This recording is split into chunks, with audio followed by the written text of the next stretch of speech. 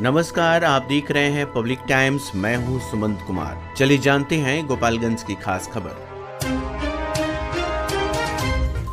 गोपालगंज व्यवहार न्यायालय के अपर जिला एवं सत्र न्यायाधीश 9 राकेश रंजन सिंह की अदालत ने वर्ष 2020 की हत्या मामले में 2 आरोपियों को दोषी ठहराते हुए आजीवन कारावास की सजा सुनाई है। साथ ही प्रत्येक आरोपी पर 1 लाख रुपए का अर्थदंड लगाया गया है। जुर्माना नहीं देने पर 2 वर्ष की अतिरिक्त सजा भुगतनी होगी।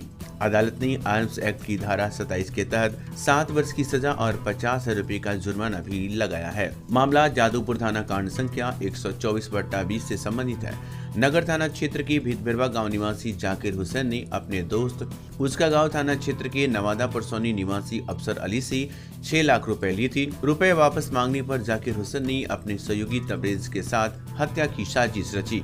14 अगस्त 2020 को अफसर अली को रुपया देने के बहाने मंगलपुर पुल के पास ले जाकर गोली मार दी गई। पुलिस ने शव बरामद कर जांच शुरू कर दी थी। मामले में 13 गवाहों की गवाही के बाद अदालत ने सजा सुनाई।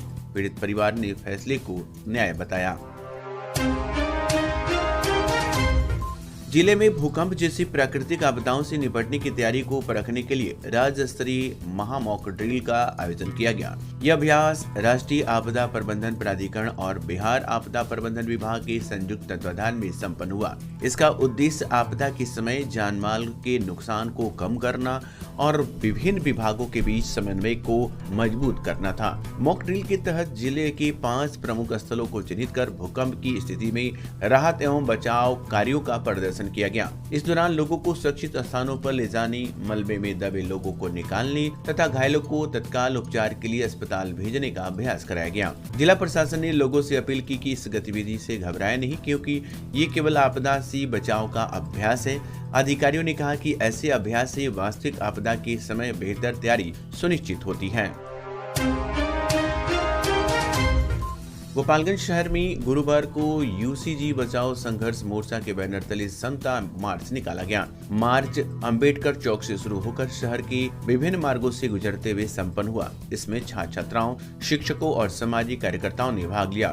प्रदर्शनकारियों ने उच्च शिक्षण संस्थानों में जाति आधारित भेदभाव खत्म करने तथा यूसीजी विनिमय 2026 के प्रभावी क्रियान्वयन की मांग उठाई। वक्ताओं ने कहा कि यूसीजी विनिमय 2026 का उद्देश्य SC, ST और OBC छात्रों के साथ भेदभाव रोकना तथा शिकायतों के समयबद्ध निपटारे की व्यवस्था सुनिश्चित करना है।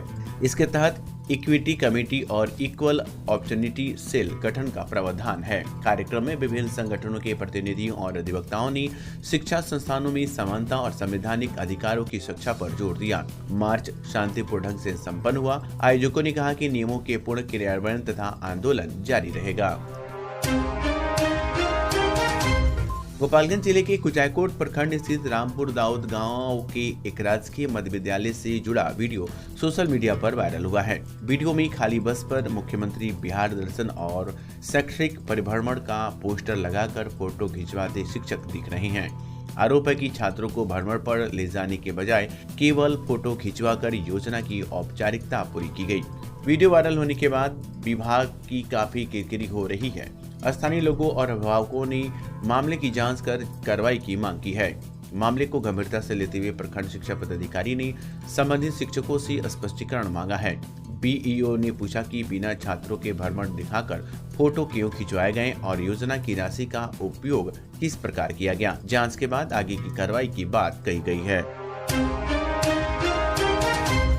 बरौली थाना क्षेत्र के कहला रमई राय के टोला में बुधवार देर शाम एक महिला की संदिग्ध परिस्थितियों में मौत हो गई। सूचना मिलने पर पुलिस मौके पर पहुंची और सुखदेव ठाकुर के घर से महिला का शव बरामद कर पोस्टमार्टम के लिए सदर अस्पताल गोपालगंज भेज दिया। मृतका की पहचान टोला निवासी बलराम ठाकुर की पत्नी सविता देवी के रूप में हुई है। परिजनों के अनुसार महिला देर शाम तक कमरे से बाहर नहीं निकली, जिससे चिंता बढ़ी। दरवाजे नहीं खोलने पर स्वजनों ने दरवाजा तोड़कर देखा तो वह अचेत अवस्था में पड़ी थी। इसके बाद पुलिस को सूचना दी गई। मामले की गंभीरता को देखते हुए पुलिस हत्या और आत्महत्या दोनों बिंदुओं पर जांच कर रही है। पुलिस ने मृतका के पति बलराम ठाकुर को हिरासत में लेकर पूछताछ शुरू कर दी है। थाना अध्यक्ष अलका सिन्हा ने बताया कि पोस्टमार्टम रिपोर्ट के आधार पर आगे की कार्रवाई की जाएगी।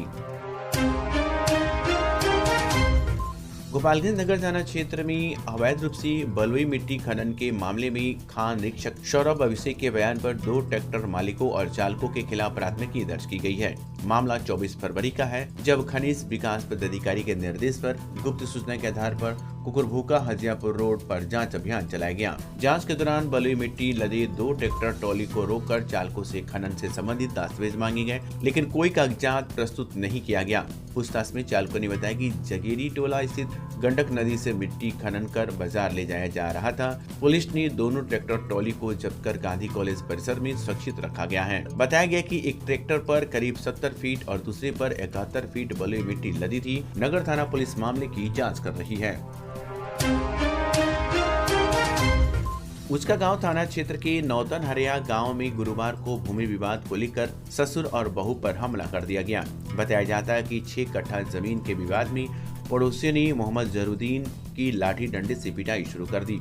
ससुर को बचाने पहुंची उनकी बहू पर हमलावरों ने फरसा और हंसुआ से हमला कर गंभीर रूप से घायल कर दिया, जिससे उसकी गर्दन के पास गहरा जख्म हो गया। घटना के बाद दोनों घायलों को इलाज के लिए उसका गांव सामुदायिक स्वास्थ्य केंद्र ले जाया गया, जहां प्राथमिक उपचार के बाद उन्हें सदर अस्पताल रेफर कर दिया गया। आरोप है कि मारपीट के दौरान हमलावरों ने बुजुर्ग को नग्न कर उसका वीडियो भी बना लिया। पुलिस ने घायलों का बयान दर्ज कर मामले की जाँच शुरू कर दी है और आरोपियों की पहचान कर कार्रवाई की जा रही है। बिहार पुलिस सप्ताह के तहत गुरुवार को गोपालगंज शहर के बंजारी रोड स्थित पुलिस लाइन परिसर में रक्तदान शिविर का आयोजन किया गया। शिविर का उद्घाटन मुख्यालय डीएसपी विजय कुमार मिश्रा ने फीता काट कर किया। इस दौरान उन्होंने स्वयं रक्तदान कर अन्य पुलिसकर्मियों को भी प्रेरित किया। इस शिविर में यातायात DSP Somesh Mishra, Bihar police men's association के अध्यक्ष पंकज कुमार समेत कुल 50 पुलिसकर्मियों ने स्वेच्छा से रक्तदान किया। चिकित्सीय टीम ने स्वास्थ्य परीक्षण के बाद रक्त संग्रह किया गया।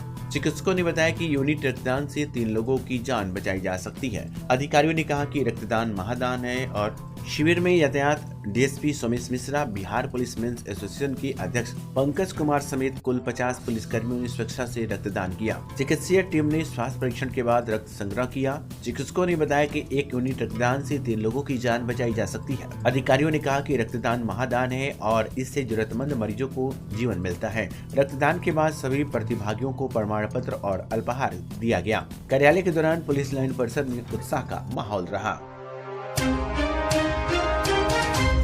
माधवगढ़ थाना क्षेत्र के भैंसही तुराहा टोली गांव में पूर्व शराब कांड के फरार अभियुक्तों को पुलिस ने गिरफ्तार कर न्यायिक हिरासत में भेज दिया। गिरफ्तार अभियुक्त की पहचान राधेश्याम बेन के पुत्र नेता बेन के रूप में हुई है। करीब 1 माह पूर्व पुलिस ने अवैध शराब बिक्री की सूचना पर नेता बेन के घर छापेमारी कर शराब बरामद की थी।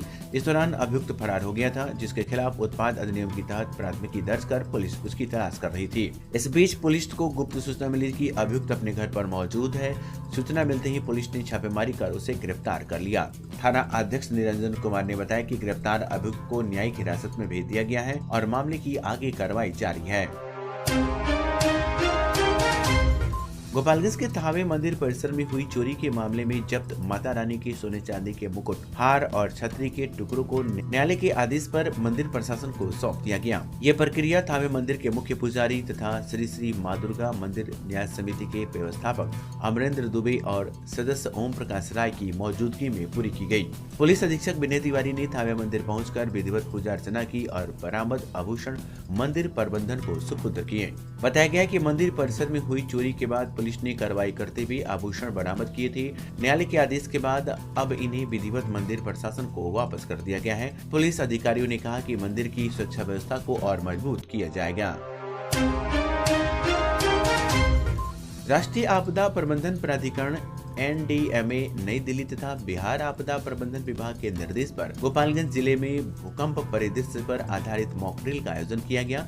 इस दौरान जिले के विभिन्न स्थानों पर नोडल पदाधिकारियों की नियुक्ति पर आपदा से निपटने की तैयारियों का अभ्यास किया गया।